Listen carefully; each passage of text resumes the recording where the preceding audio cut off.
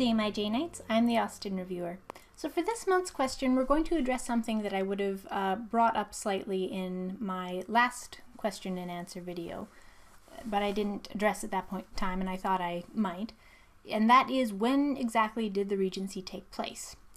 And there's actually two answers to this. I alluded to the more informal answer in my previous video, but I'll give you the basic rundown on that here. The Regency proper is a time period that extended still during the reign of George III, but after he was ruled to be unfit or not sane enough for actually ruling the country.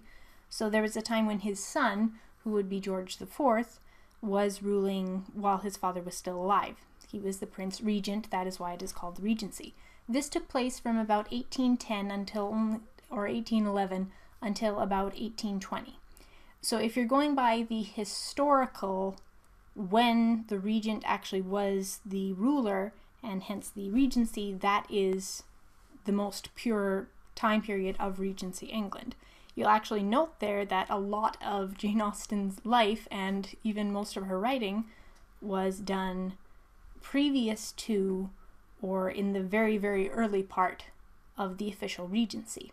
So why did I give the other figure of dates of the 17 up until 1830s, or the 1790, 1795 or so up until the 1837s? Well, that is typically because that is when you're looking at more of the novel or the culture side, when that entire bubble, if you will, had been taking place. So there's distinctive styles of clothing, of social expression, of dress, of literature, of architecture, and all these fun things that very much denote that time period between the previous, more classically Georgian era and the latter at about 1837, I believe, the start of the Victorian era, which happened after, let's see, William III? George IV and William III, and then, anyhow, I'll get to that in another video. I'll have to look that up a little bit more. I tend to focus more on the Regency than what necessarily happened right after, and even to some extent right before, so those are still avenues of it that I'm exploring. But that's kind of where that differentiation comes in. So if you're talking in the purest historical sense, then the Regency only occurred between 1811, 1810, and 1820.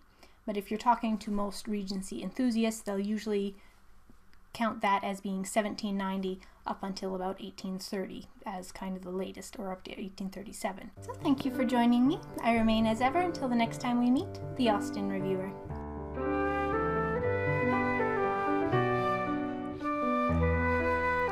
Thank you for joining me. If you enjoyed the video, please like and subscribe for more content, share with your friends to help my channel gain a bit more exposure.